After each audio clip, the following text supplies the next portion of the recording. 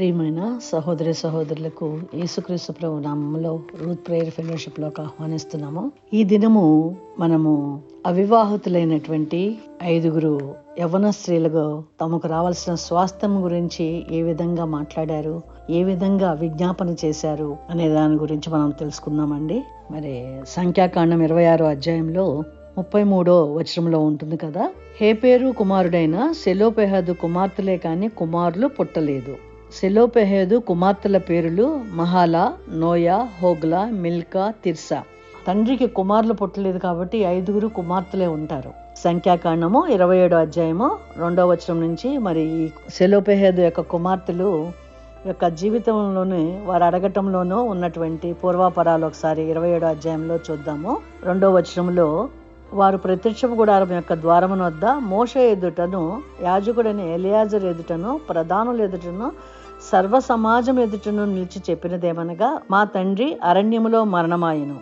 అతడు కోరాహు సమూహములో అనగా యెహోవాకు విరోధముగా కూడిన వారి సమూహంలో ఉండలేదు, కానీ తన పాపమును బట్టి మృతి పొందెను. అతనికి కుమారులు కలగలేదు. అతను పాపమును బట్టి మరణించారు అంటే అక్కడ పాపము కాదు, కానీ వాగ్దాన దేశంలోకి వెళ్ళి వేగులు వారిని చూసి రమ్మన్నప్పుడు వచ్చినటువంటి వారందరిలోనూ యెహోషువ, కాలేబు తప్ప మిగతా వారందరూ కూడా రాంగ్ ఇన్ఫర్మేషన్ ఇస్తారు. వారు ఇచ్చినటువంటి రాంగ్ ఇన్ఫర్మేషన్ బట్టి ఐగుప్తు నుంచి వచ్చినటువంటి ఇశ్రాయేలీయులందరూ కూడా తండ్రి అయిన దేవునికి, ఆయన యొక్క చిత్తానికి వ్యతిరేకముగా గొణుగుతారు, సణుగుతారు. అందుకని దేవునికి కోపం వచ్చి ఇక్కడ ఏం చెప్తారంటే, ఈ యెహోషువ, కాలేబు తప్ప మరెవ్వరూ కూడా మరి ఆ వాగ్దాన దేశంలోకి వెళ్ళరు అని చెప్పటం వలన సెలోపెహదు అతని భార్య కూడా మరణిస్తారు. కానీ ఆ 40 సంవత్సరాల అరణ్యంలో ఉన్నప్పుడు కలిగినటువంటి ఈ కుమార్తెలు అందరి వంశంలోనూ కుమారులు ఉన్నారు, కానీ సెలోపెహదుకి కుమారులు కలగలేదు. 4వ వచనంలో అంటున్నారు కదా, అతనికి కుమారులు కలగలేదు. అతనికి కుమారులు లేనంత మాత్రము చేత మా తండ్రి పేరు అతని వంశంలో నుండి మాసిపోనేలా మా తండ్రి సహోదరులతో పాటు స్వాస్థ్యమును మాకు దయచేయమనిరి. అప్పుడు మోషే వారి కొరకు యెహోవా సన్నిధిని మనవి చేయగా, యెహోవా మోషేకి ఇలాగు సెలవిచ్చెను, సెలోపెహదు కుమార్తెలు చెప్పినది యుక్తము. నిశ్చయముగా వారి తండ్రి సహోదరులతో పాటు భూస్వాస్థ్యమును వారి అధీనము చేసి వారి తండ్రి స్వాస్థ్యమును వారికి చెంద చేయవలెను. అదండి, అప్పటి వరకు లేనటువంటి ఒక ఆచారాన్ని ఎంతో ధైర్యంగా, తల్లిదండ్రులు లేరు, మరి వారికి బంధువుల యొక్క సపోర్ట్ కూడా ఉండకపోవచ్చును.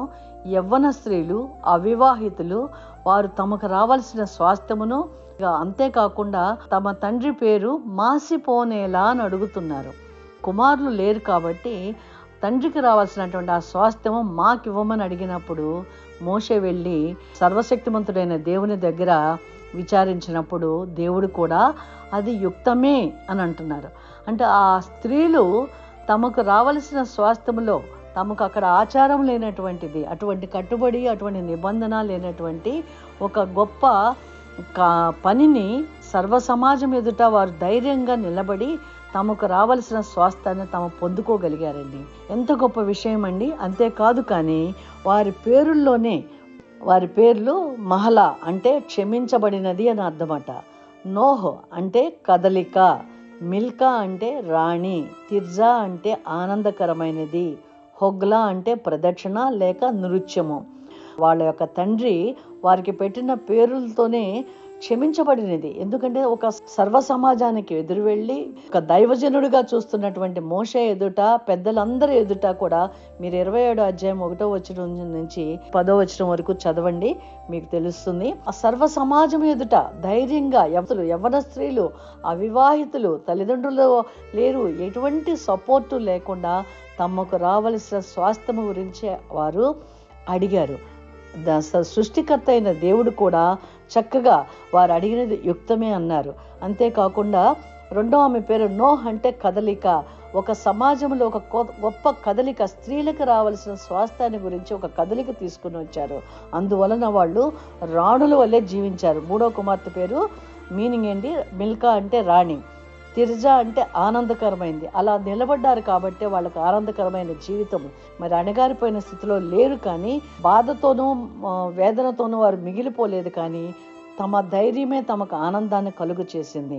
వారు నృత్యము చేసేటటువంటి 5 కుమార్తెలకి కూడా సెలోపెహాదు పెట్టినటువంటి ఆ పేర్లు ప్రకారము వారు ఎంతో ధైర్యంగా తమ జీవితాల్లో తమ ఆనందాన్ని పొందుకోగలిగారు. దేవుని నుంచి కూడా క్షమాపణ పొంది అది యుక్తమే అని సర్వశక్తివంతుడైన దేవుడే చెప్పేటటువంటి గొప్ప ఒక ఆచార వ్యవహారాలకి వ్యతిరేకముగా ధైర్యముగా నిలబడ్డారు. అలాగే మనము కూడా సర్వశక్తివంతుడైన దేవుడిని, జీవము కలిగిన దేవుడిని తెలుసుకోగలిగాము.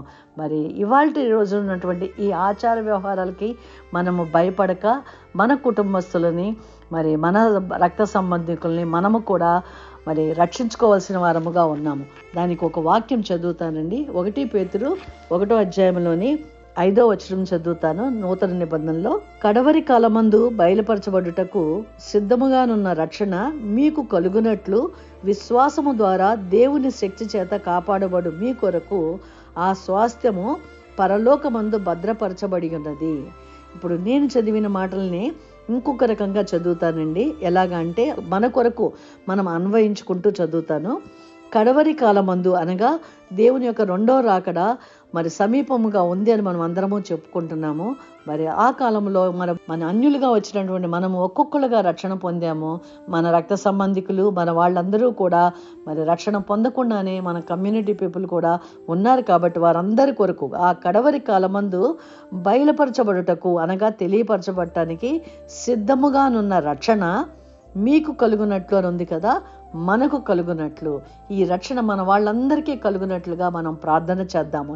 ఏదైతే సర్వ సమాజం ఎదుట మరి సెలోపెహాదు కుమార్తెలు 5 ఎలా అయితే యవ్వన స్త్రీలు భయపడకుండా మరి బిడియపడకుండా లేనటువంటి ఆచారాన్ని తీసుకురావటానికి ఎంత ధైర్యంగా వెళ్ళారో, మన వాళ్ళని కూడా మనం రక్షించుకోవటానికి ఈ ఆచార వ్యవహారాలను మనము వాటిల్లో మునిగిపోకుండా మనం ధైర్యంతో మన సర్వశక్తిమంతుడైన దేవుని దగ్గరికి వెళ్ళి రక్షణ మనకు కలుగునట్లు విశ్వాసము ద్వారా దేవుని శక్తి చేత కాపాడుబడు మా కొరకు, మన కొరకు, మీ కొరకు కదక్కడ మన కొరకు.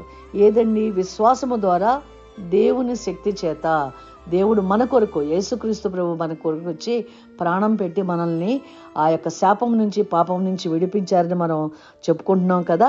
మరి మన వాళ్ళని కూడా మనము రక్షించుకోవటానికి ఆ స్వాస్థ్యం ఏదైతే పరలోకమందు నిత్య జీవం అనే స్వాస్థ్యాన్ని మనము కలిగి ఉన్నామో, ఆ స్వాస్థ్యముల మనవారిని కూడా మనము పరలోకమందు భద్రపరచబడి ఉన్నటువంటి ఆ స్వాస్థ్యములోకి, ఆ నిత్య జీవంలోకి మనము కూడా వారిని పొందుకోగలిగినట్లుగా మనం దేవునికి ప్రార్థన చేసి దేవుడిని అడుగుదాము.